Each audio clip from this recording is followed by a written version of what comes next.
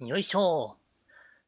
はい、皆さん、こんばんは。バーチャル YouTuber の桜庭エヴァです。本日も、ファイナルファンタジー14のデイリーの方をやっていきたいと思います。よろしくお願いいたします。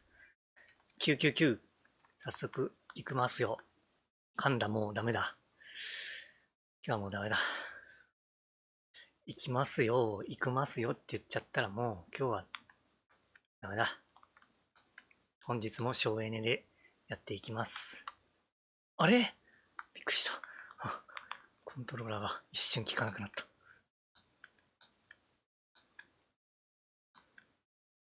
今日は、昨日はお絵かきとともに配信をしてたけど、書き終わったので今日は普通に座って待ってます。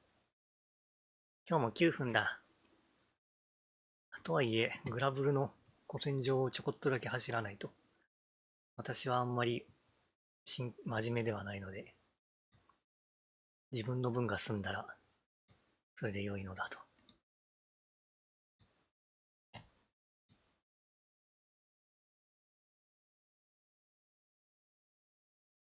カチカチカチ、カチカチカチカチ。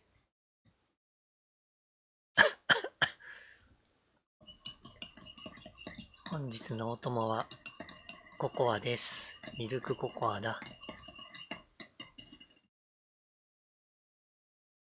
待って、これ、デシクトップ音声入ってない。マイクは入ってる。よかった。昨日切りっぱなしにしてたの忘れてたね。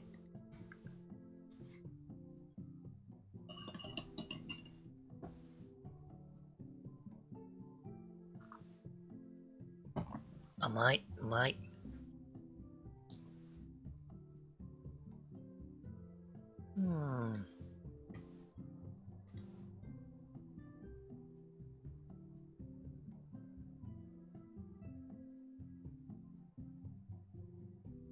と言ってもグラブルはフルオートで放置してるだけだからな。全部放置。何もかも放置プレイだ。昨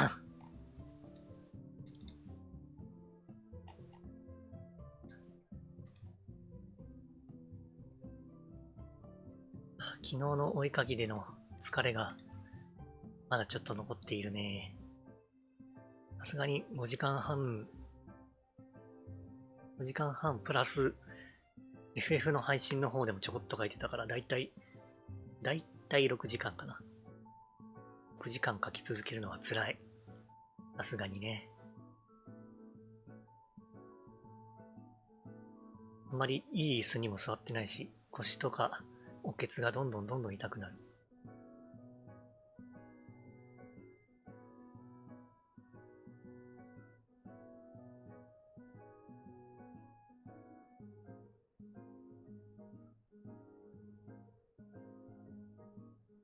21番目。いや、ほんと、待ってる間、やることが何もない。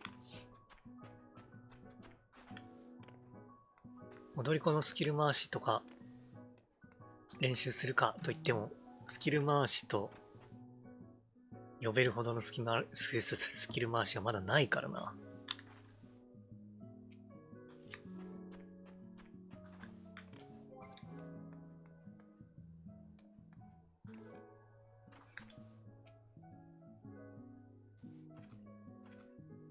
忍者のスキル回しぐらいしか今練習するものがないのよね。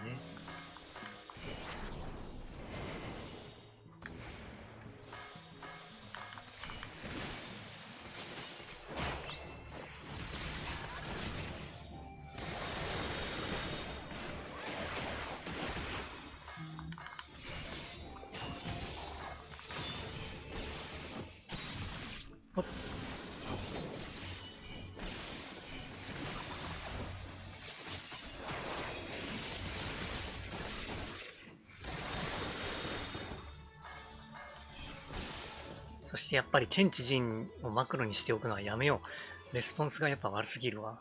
連打したい。名水は頑張ってこれで入れよう。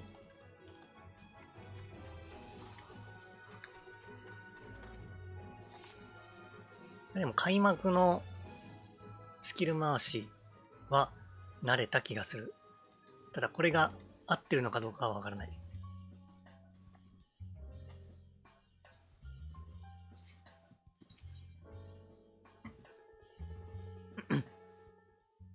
一応調べたんだけれども、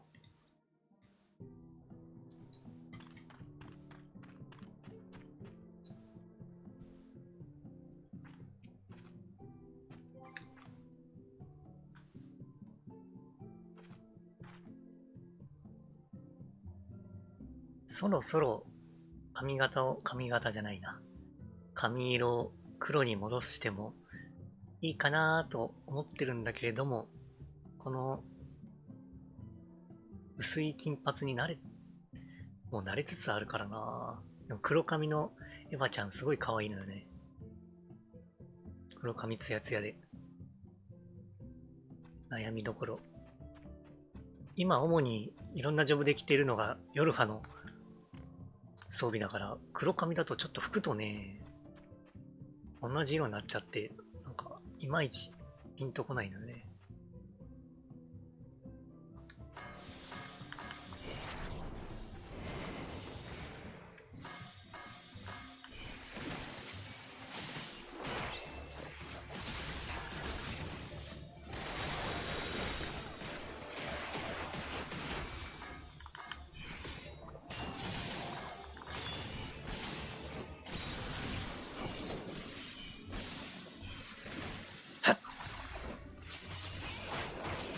ふぅ。や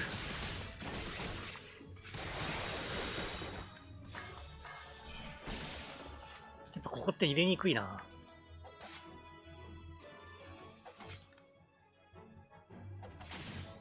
右側に入れようかな。ここに分身入れちゃってるし。残影と入れを、位置を入れ替えるか。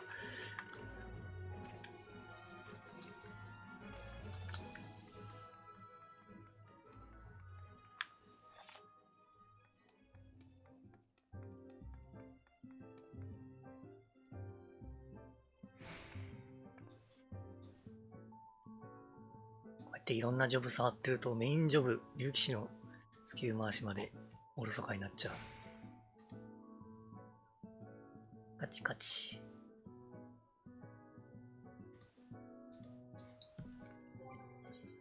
あ、うさぎおかさんいらっしゃい。LB しょっちゅう使わないし奥でよくね。と思うじゃん。それがね、もうずっとこの位置だから、申請してからずっとこの位置だから、もうここにないと絶対押せないのよね。ここは変えられない。多分 LB 打てなくなっちゃう。お、びっくりした。いつの間に。あ、ミッフィーちゃんいらっしゃい。やっほー。今日も京都でデイです。自分のね、手に馴染んでいる場所に置いておかないと、やっぱりね、すごく使いにくくて。まあ、LB の位置変えたやつになれろという話なんだけれども。なかなかね、変えるの勇気がいる。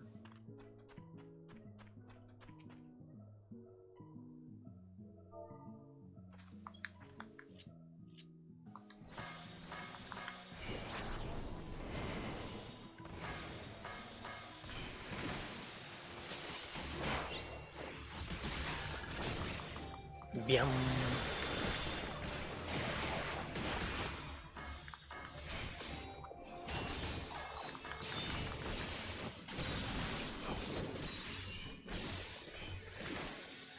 うん。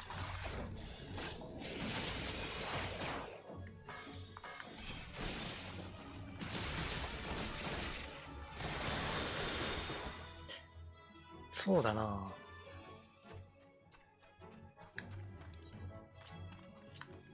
ここかな。せめて押しやすいな、ここだな。丸が良くないな。侍とかも、ここに葉隠れ入れてるから、割と押しやすい場所に。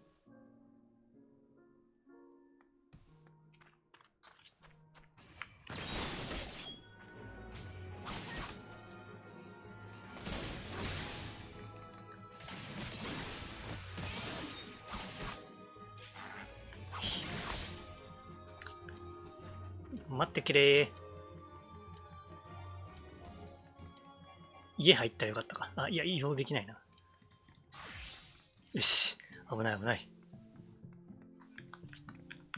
シャキ待ち中に別のジョブのスキル回し練習してるとこういうことがあるから、実はあんまりしたくないと。よろしくです。今日は何かな。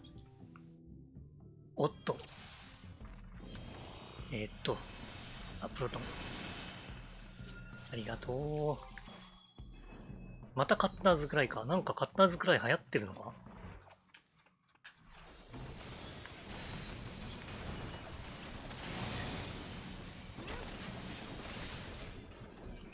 戦機の対象でもないよね。あ、ダメだ。先釣りに乗ってしまった。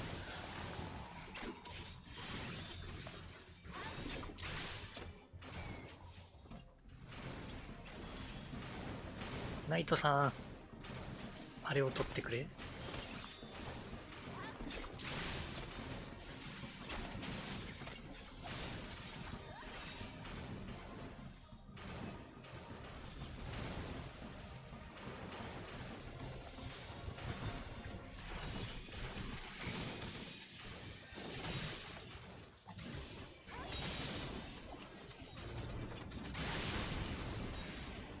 切れた。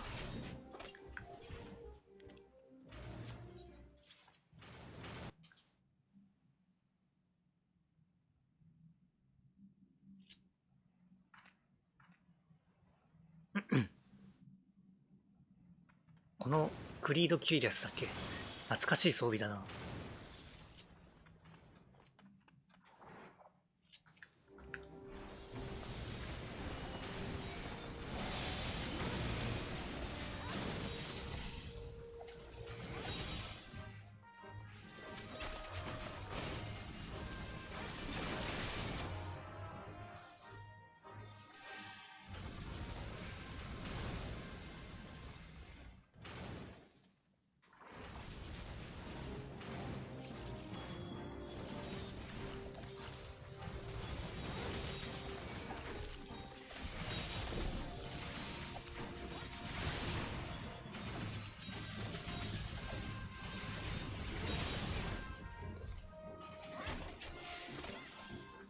ユーサ。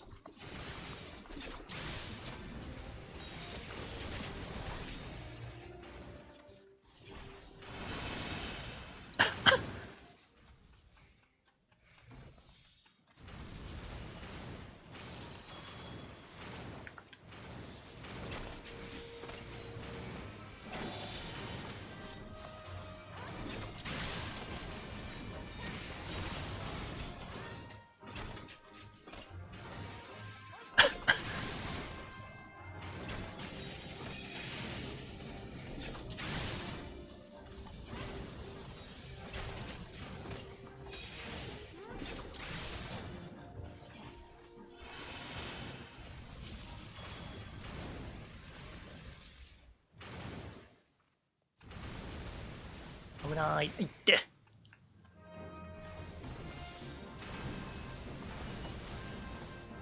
お。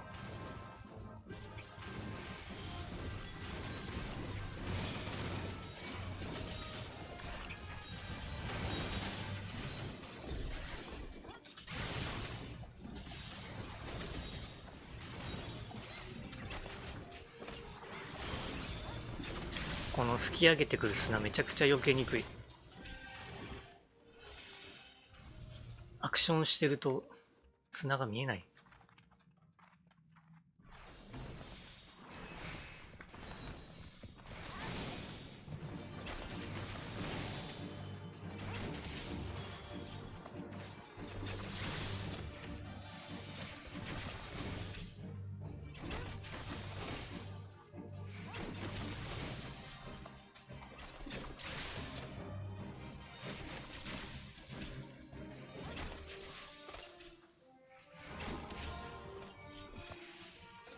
サイです。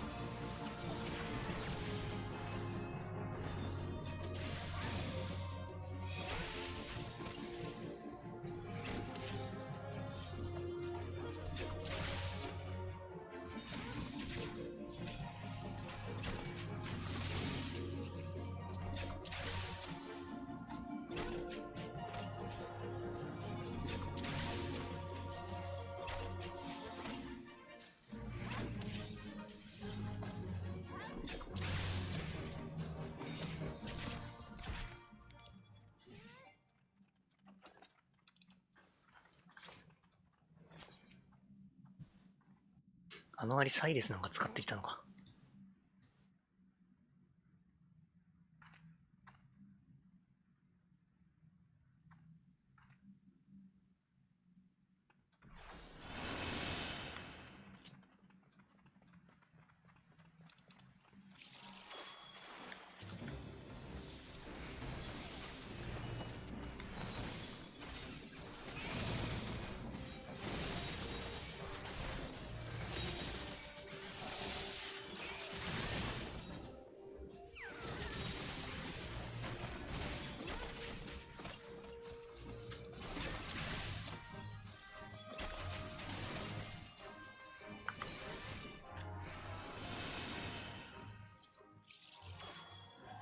プロトンは任せてしまおう。私より先に使ってくれるしね。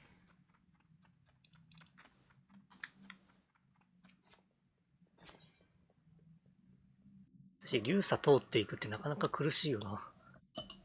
口の中砂だらけになりそう。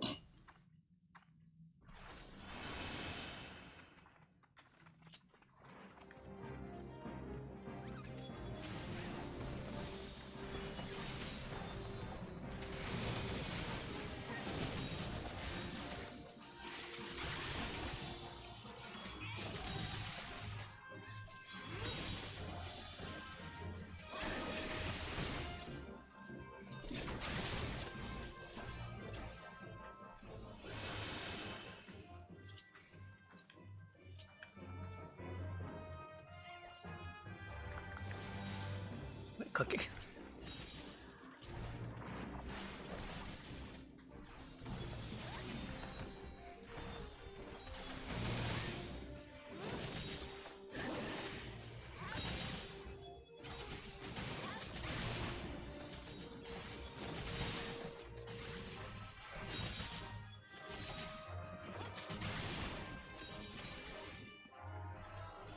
なかなか村のパーティーだとチャット欄の読み上げはよろしくないですよね。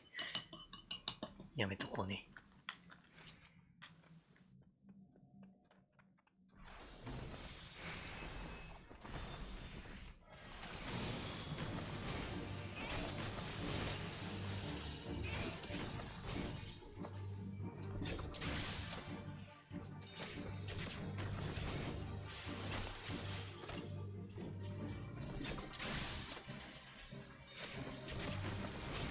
早く踊り子 AF 来たいな。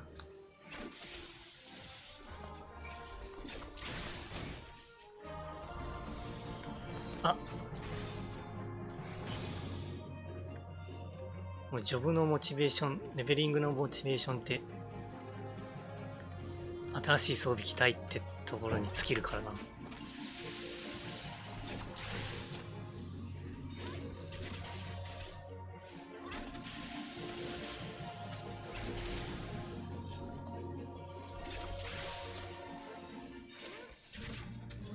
着せ替えのためのレベリング。これまた潜るんじゃないね。間に合った。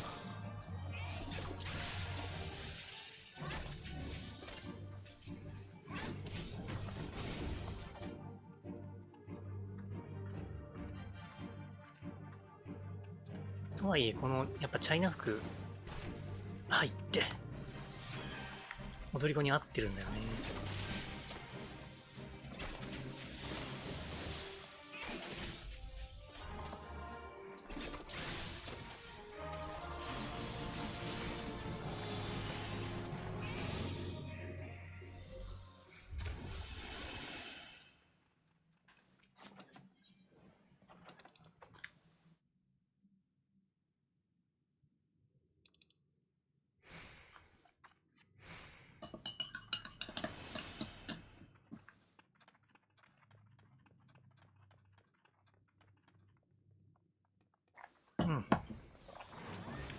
ココアが冷めちゃう。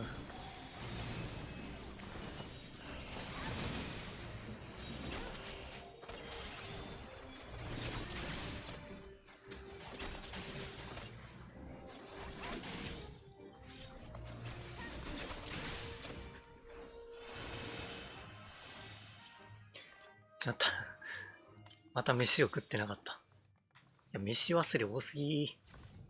もう終盤ぞ。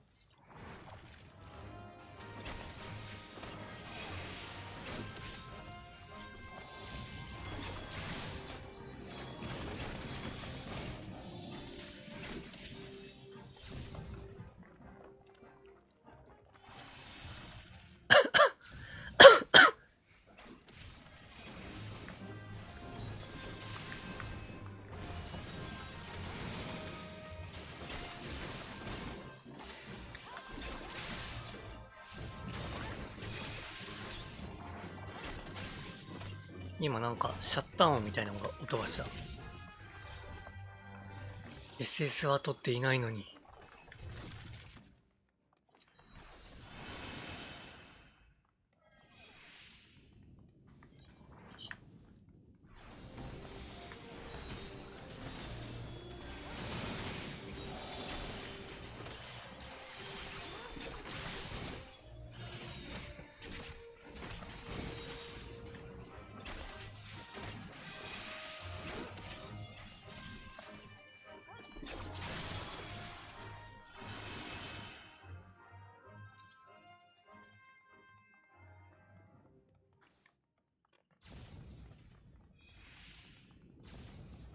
この炎って青リン水だっけ？青リン水が燃えてるやつか。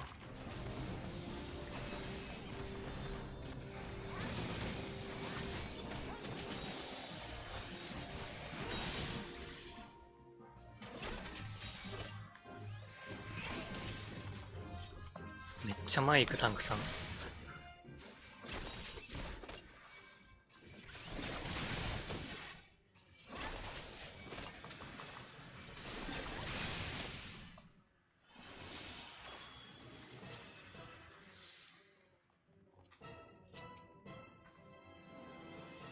なんか死んどるここ。あんなんおったんか。周りもよく見たら骨とかばっかじゃん。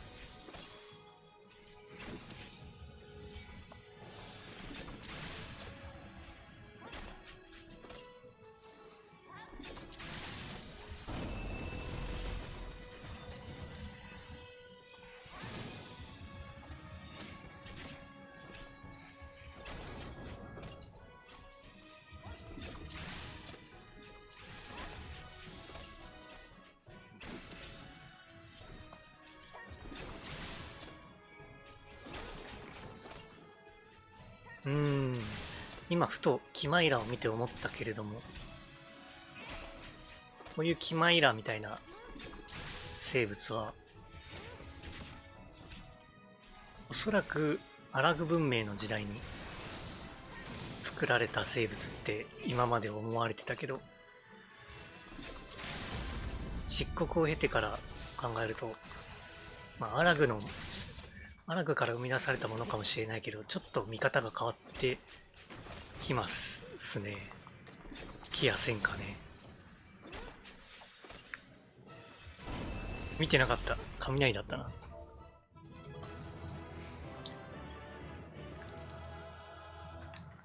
いらにゃ、あれ、選べない。いらない。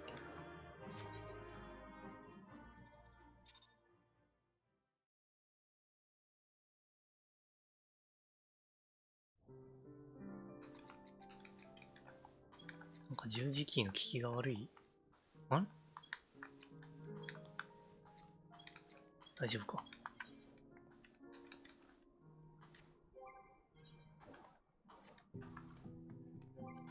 よし。透滅、もうちょっとでレベルが、あと7、60万ぐらいか。もうちょっと、この透滅で上がるかな。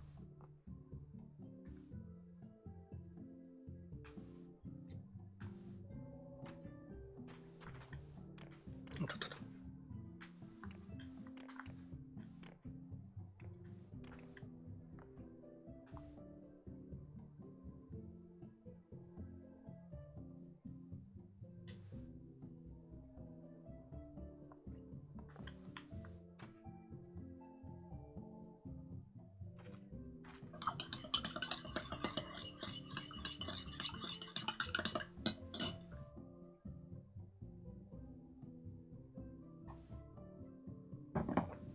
そもそもアラグの文明っていうのが何のために作られたのかなって考えると、古代人たちが生きていた時代のものを再現するために作ったのかなと思ったり、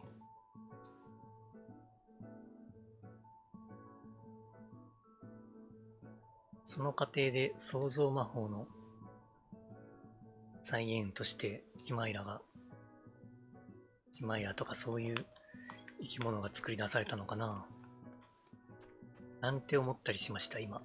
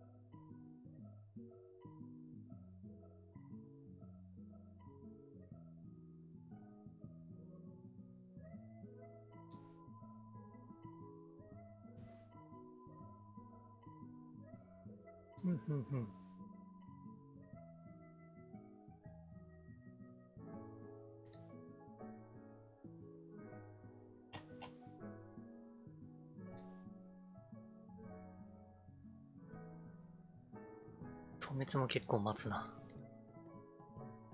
8分かい。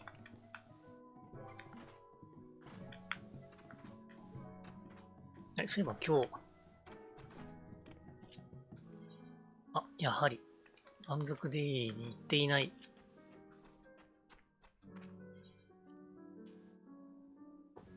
満足デイリーに行こう。その前にリテイナーを旅立たせないと。取ってこーい。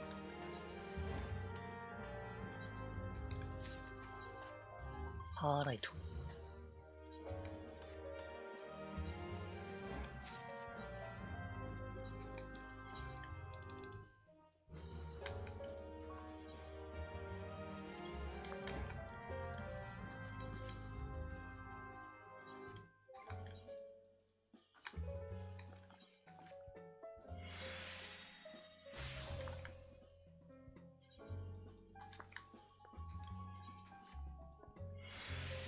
残で。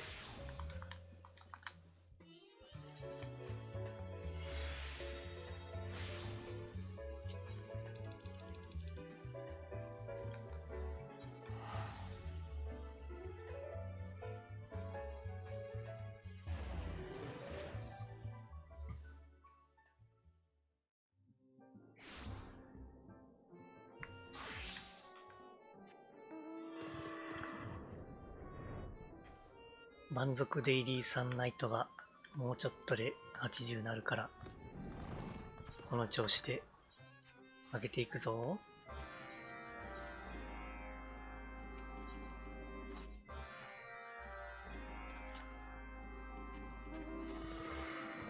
今日は豚だ。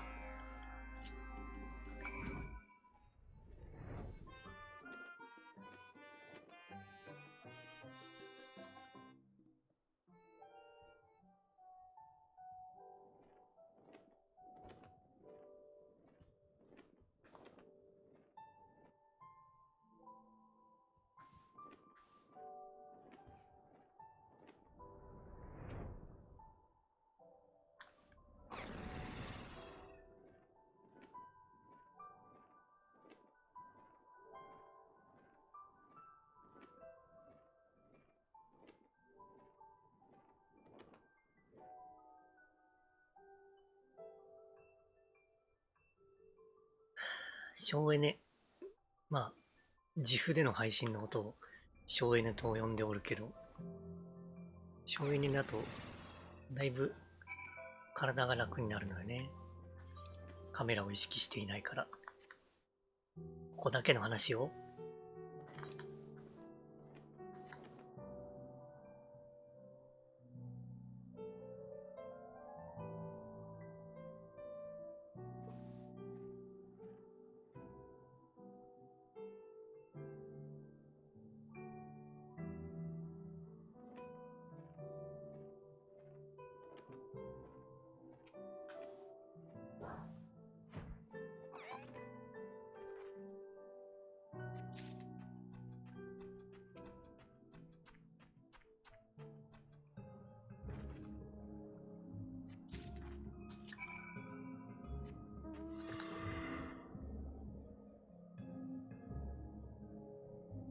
いや、イルメグは綺麗だね。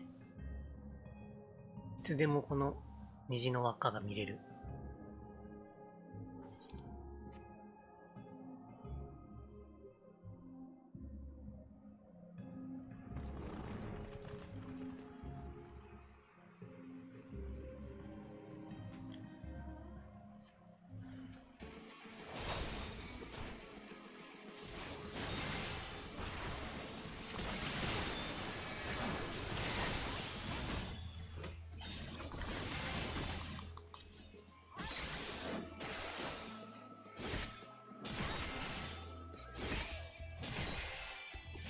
おっ、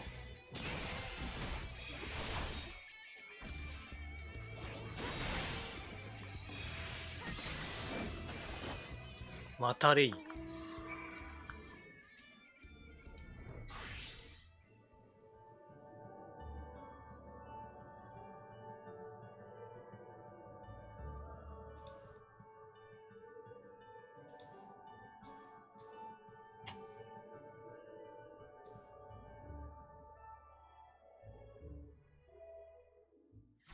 今日は誰かな。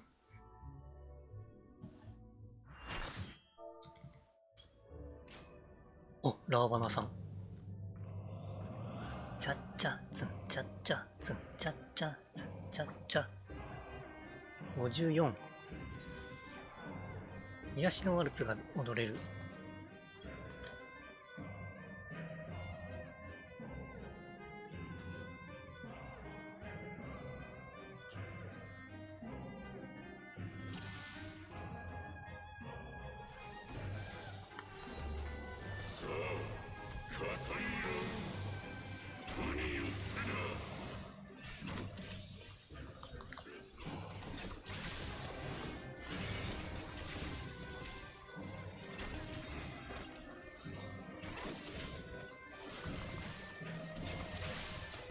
側面。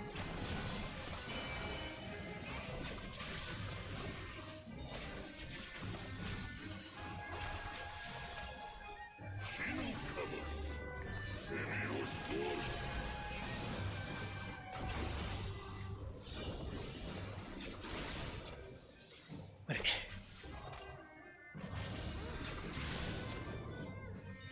今プロックしてないのにファウンテン使ってた。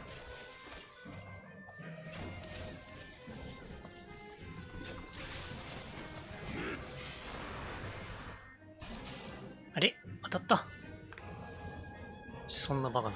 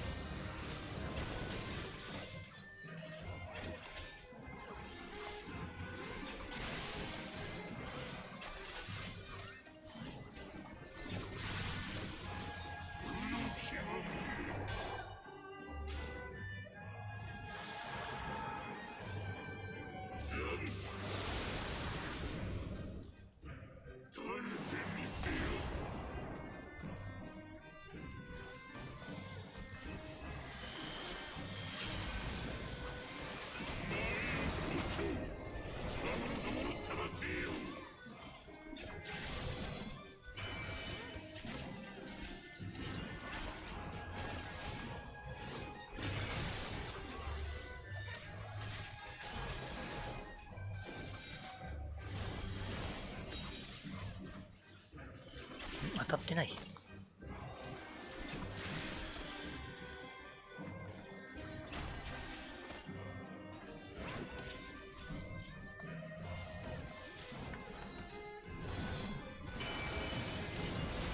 おお、ちょうどよく反射された。これ前後か。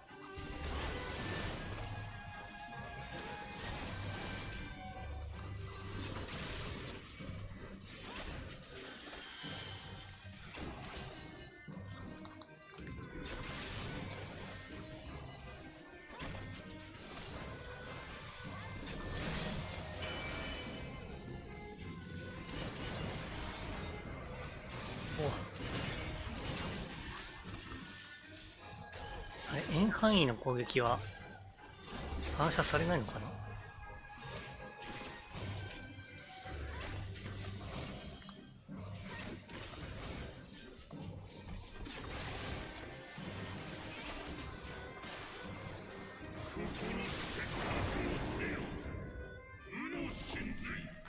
チャンドラハース。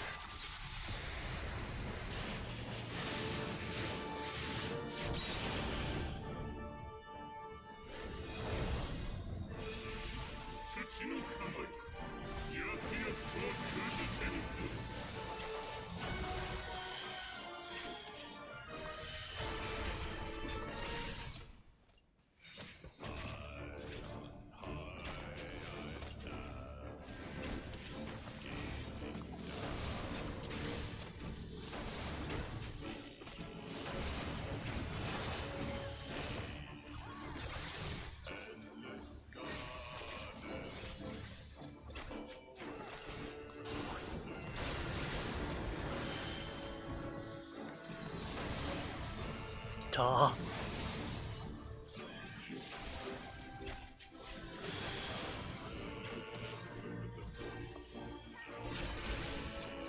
癒しのワルツの効果。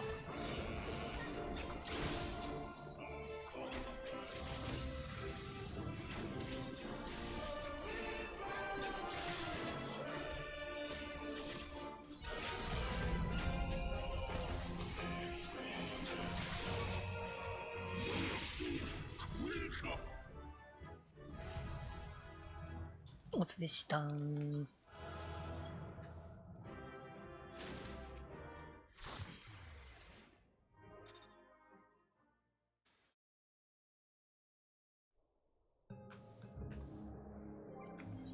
次はアラルレ。よし、アラルレも、5分だ。意外と短い。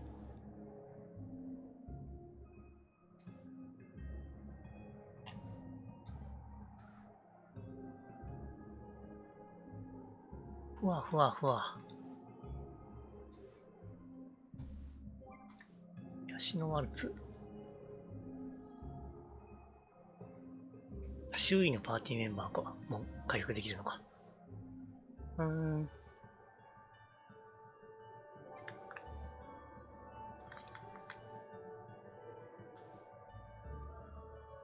リジェネ的な効果はないんだね。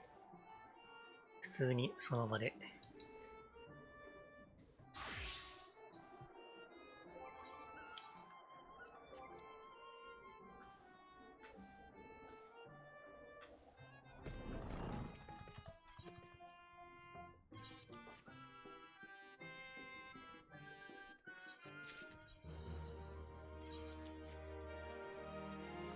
ゴリラ。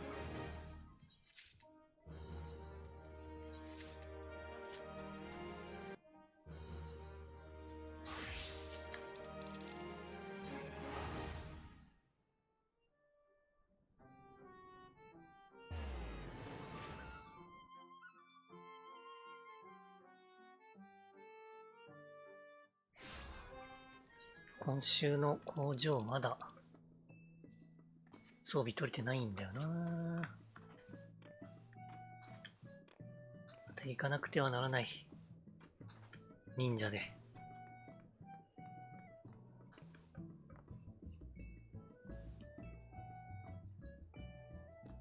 しかも今日土曜。あと日曜、月曜。あと2日ぐらいしか猶予がない。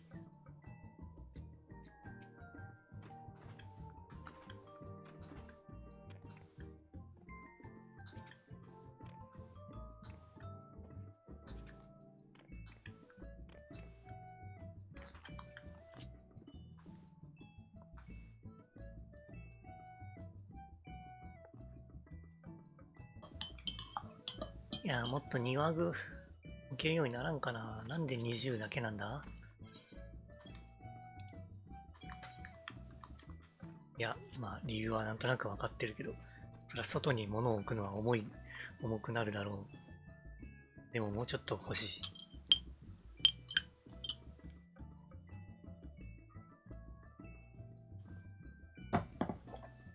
もうちょっと欲しいか、もしくはだね、例えばこういうモグルモグポスト、あとリテイナー、木人はまあこの際いいや。プライベートエーテライト。これをね、デフォルトで設置するか、設置数にカウントしないようなことができたら嬉しいんだけれど、ポストとかもここら辺にあればいいんじゃないの？サインボードの横。プライベートエーテライトはもういいじゃないか。デフォルトでテレポできて。そうは思わんかね。そしたらなんか、ポストとエーテライトだけでも2つ設置数が空くでしょ？まあリテイナーもキャップ譲ってよしとしようか。置かないと不便なものが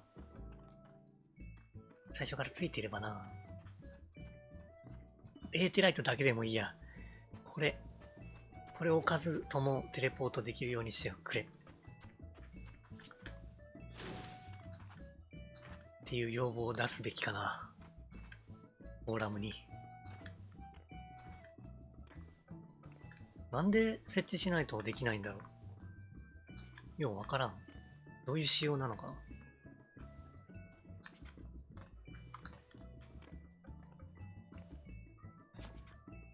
まあ、マンションとかは、マンションじゃないや。アパルトメントなんかは、当然、エーテライト設置してなくても、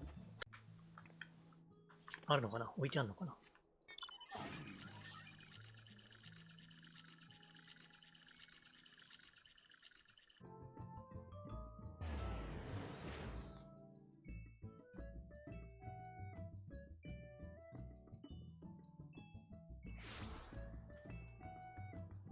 まあでも、室内に飛ぶわけじゃないか。アパルトメント前に飛ぶだけか。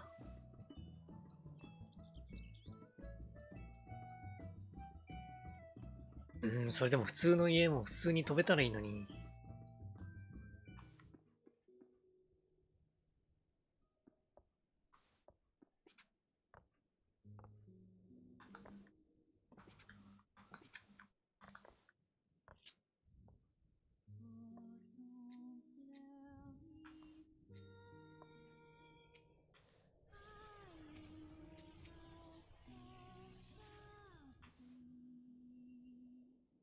ハイポールガン風の置物です。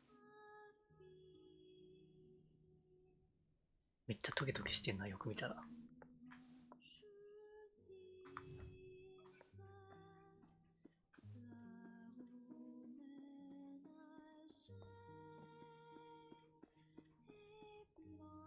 6分は経ってるけど。8番目か。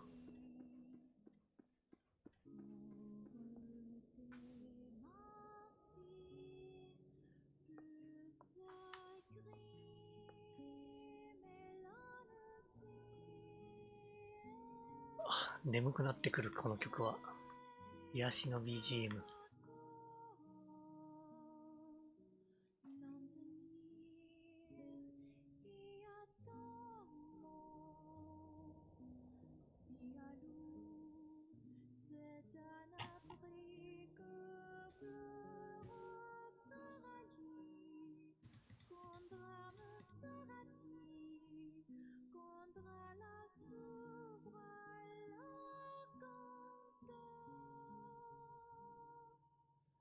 ああ。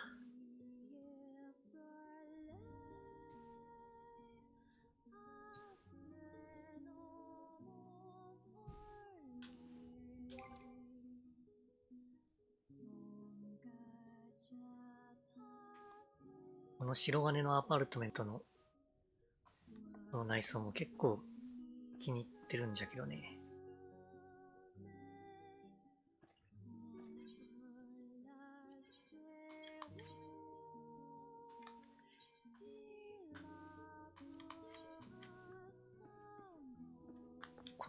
ここら辺がね、一番こだわったところ。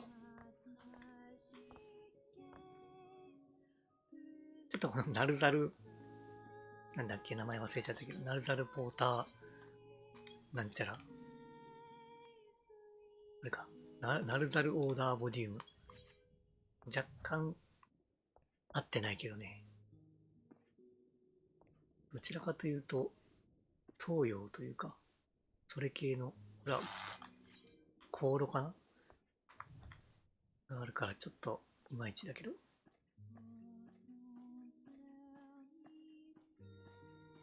あとは西洋風にまとめたかったんだけどね。真ん中のね、祭壇じゃないな。机か。机でいいか。祭壇でも。祭壇かな、ある意味。よろしくです。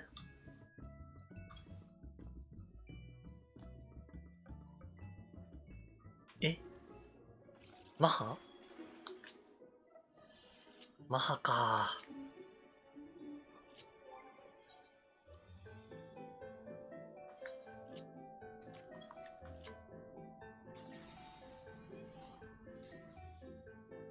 これ範囲か。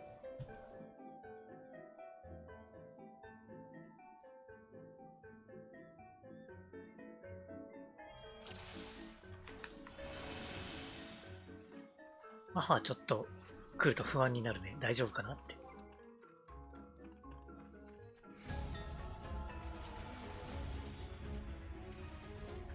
若干長い。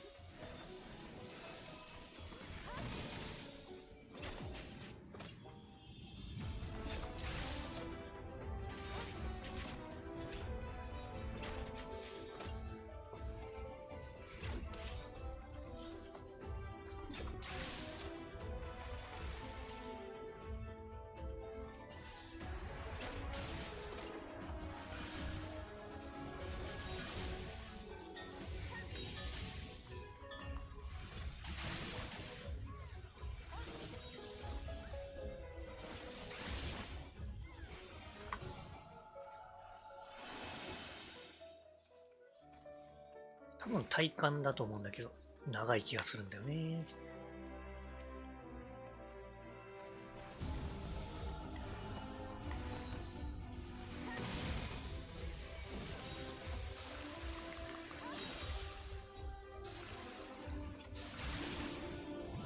届いてない。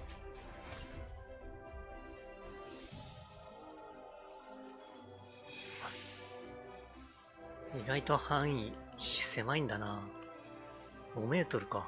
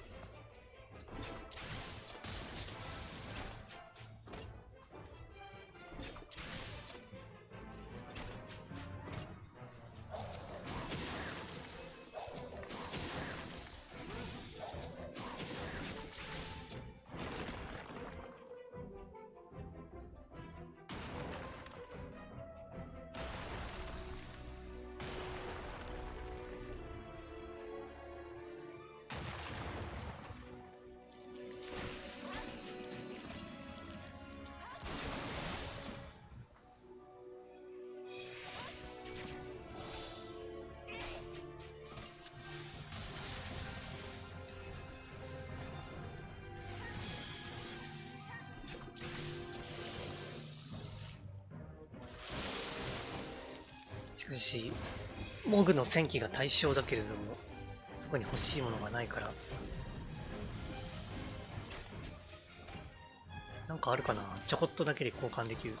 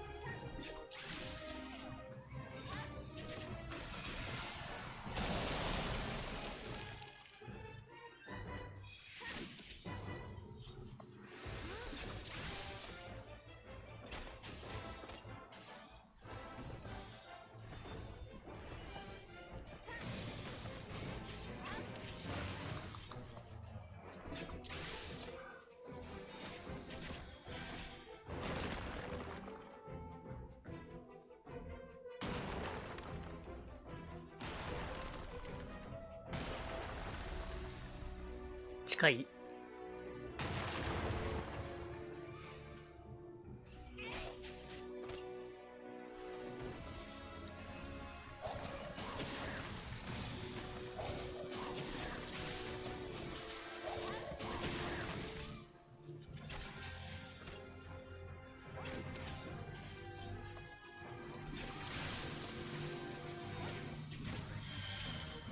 あれだ、今日は本当に眠いな。やっぱ昨日5時まで書いてたのがすんごい影響してる。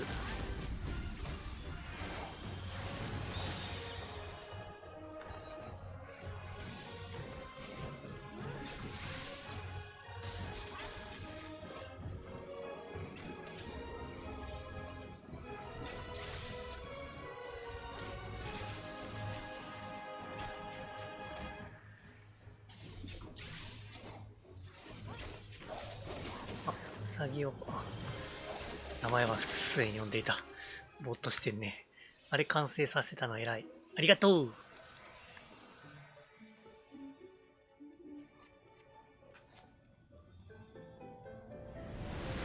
頑張ったよ。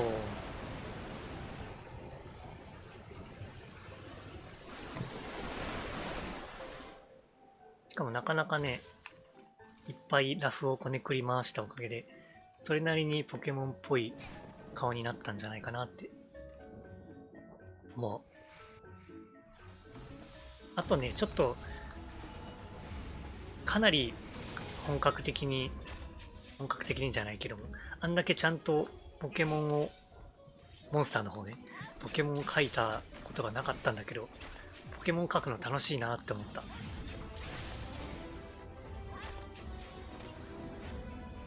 エースバーンちゃんとかも描いてみようかな。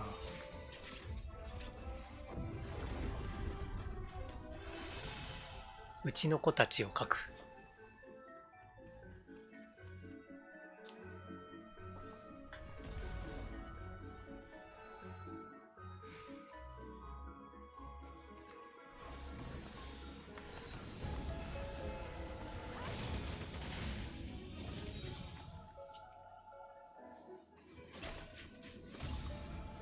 実際に描いてみてわかるポケモンのデザインの洗練具合。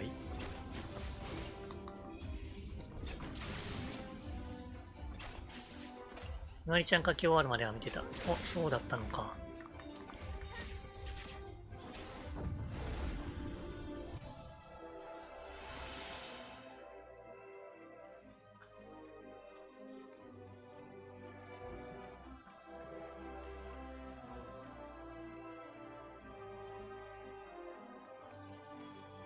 正直なところ、私は金銀世代までぐらいのポケモンしか馴染みがなくて、ルビサファ。ルビサファギリギリかな。それ以降のデザインがね、そんなに好きじゃないんですけど。おっと、自分で描いてみると良さがわかる感じが。あそこから2時間弱であのクオリティのフライゴン描いてて、すごいいいでしょう。結構、まああれだけどね、ポケモン図鑑のフライゴンそのままみたいなもんだけど、反転させただけみたいな。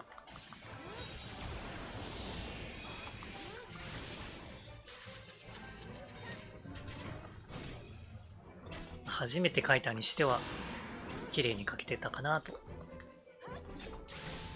まあね、疲れてたんでちょっと雑になっちゃったのがフライゴンに申し訳ないかな。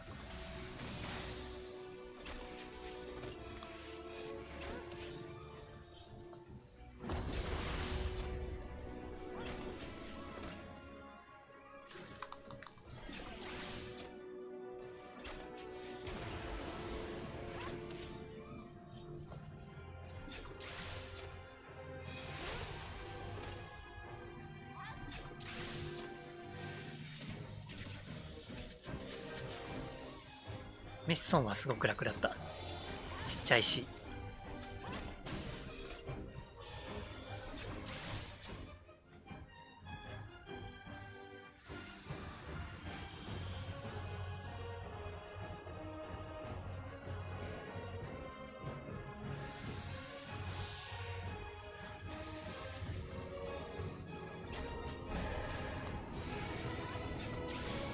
そっか、私今 B アラか。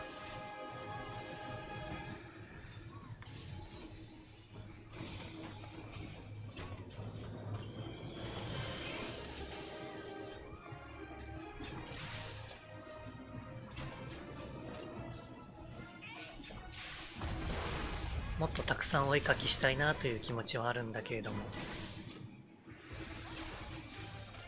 大丈夫か、間に合うか。おー、大丈夫かな。私はラフを描くのがものすごく遅くて、めっちゃくちゃこねくり回さないと描けないんですよね。多分5時間、昨日は色塗りで5時間かかったけども、5時間こねくり回してもラフ固まんないから、これはオーバーですか？これはオーバーですか？オーバーですさ。そこを配信でやったら多分ね、何も進まんのよね。だから今まで描いてきた絵は、配信で描いた絵は、必ずラフを完成させて線画も終わってる状態で色塗りから始めてるみたいな感じなので、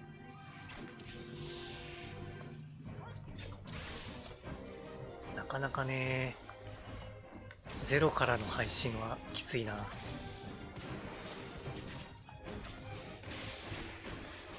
もっとやりたいけど。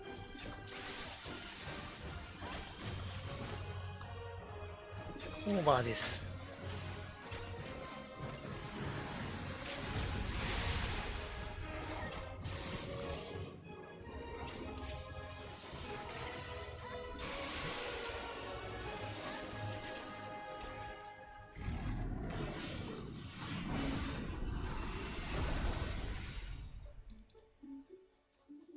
あ、あ、いらにゃい、いらにゃい。あ、いっか、もらっててもいいか。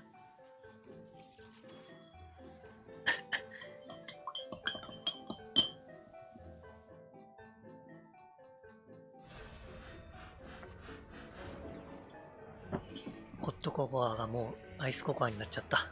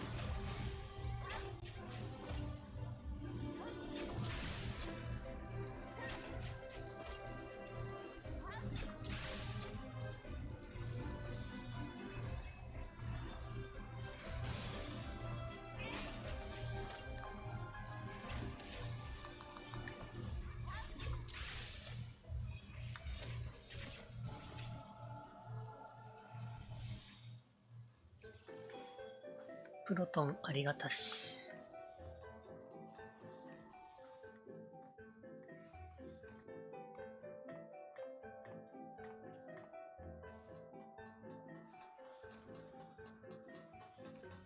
来ましたわ。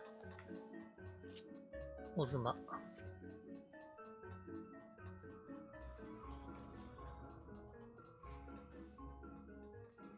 私は FF9 でオズマに会ったことがない。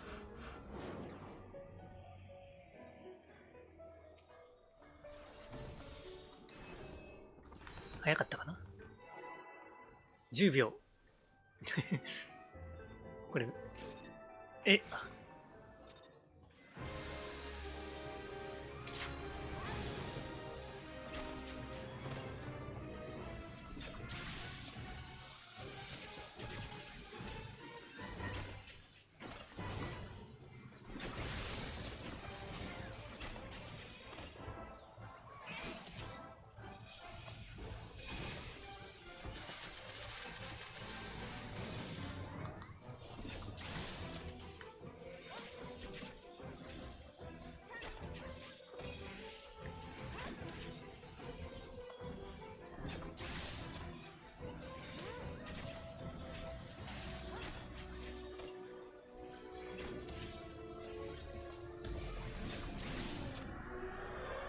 ぐるぐるぐるぐる。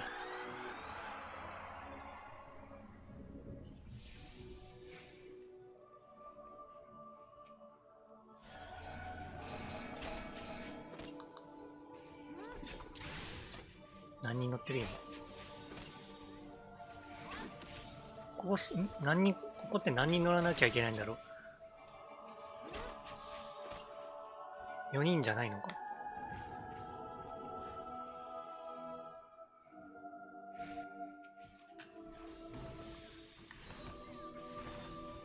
1人でいいのかな、あのサイズ的に見ると。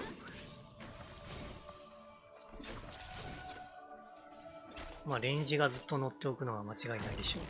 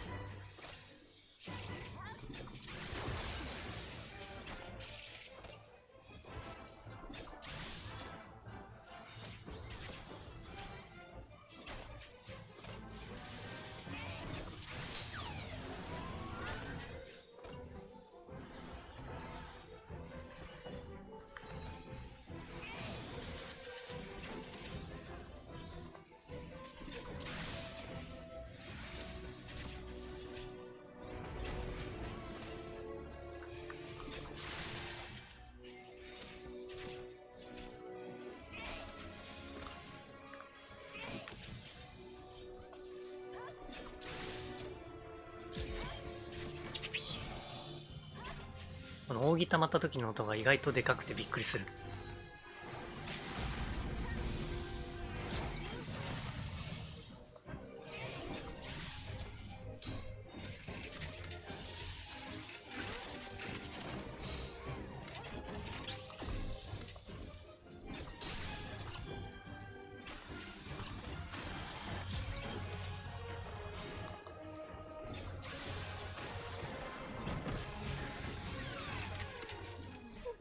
お、なんだ今、最後っぺで弾かれたぞ。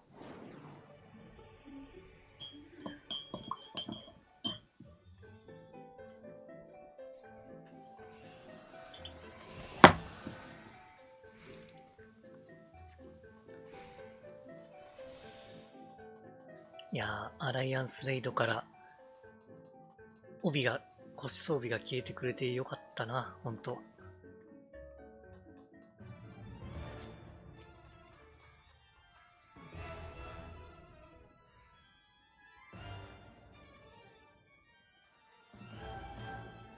帯だけはマジでいらないもんな。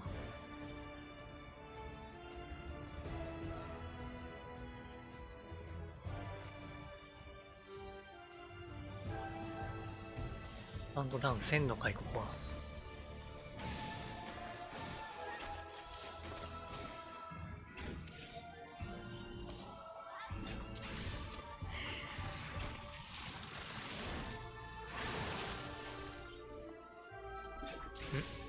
んあ、びっくりした。そっち向けないでくれ。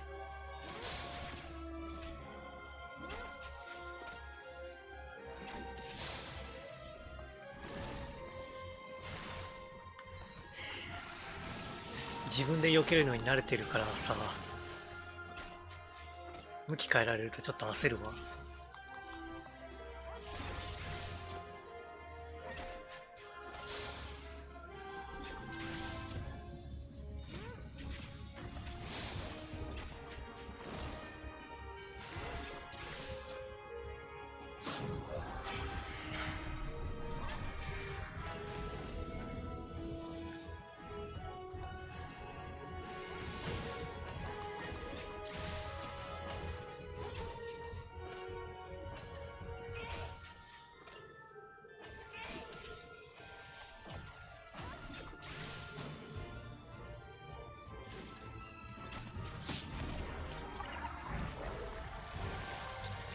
まずそう。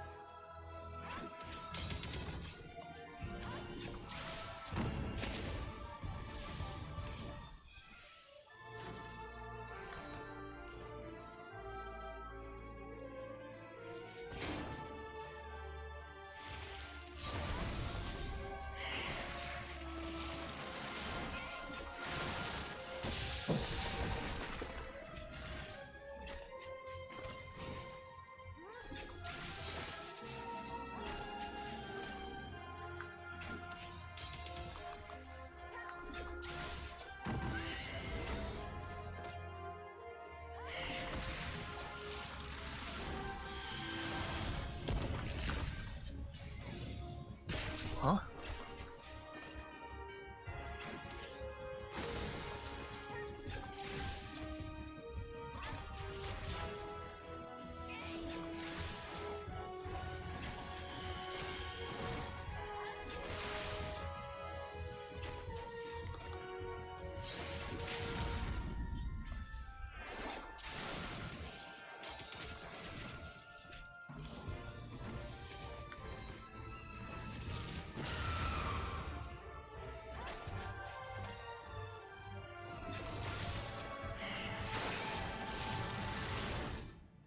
なんか食らってたな。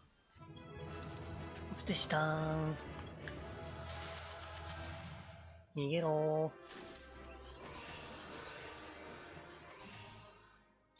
ー。よーし。済んだー。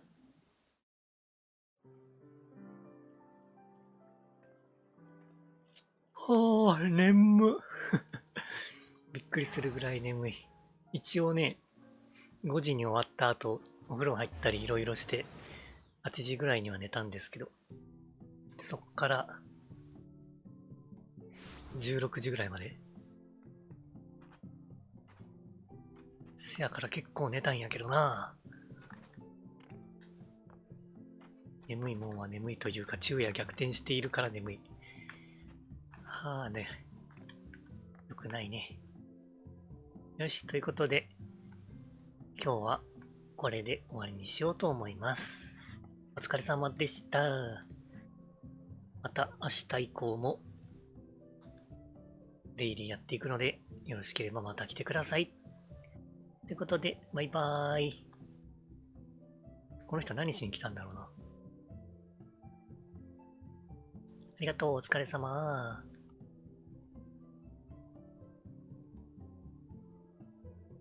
狭そう。おつえばー、おつえばー。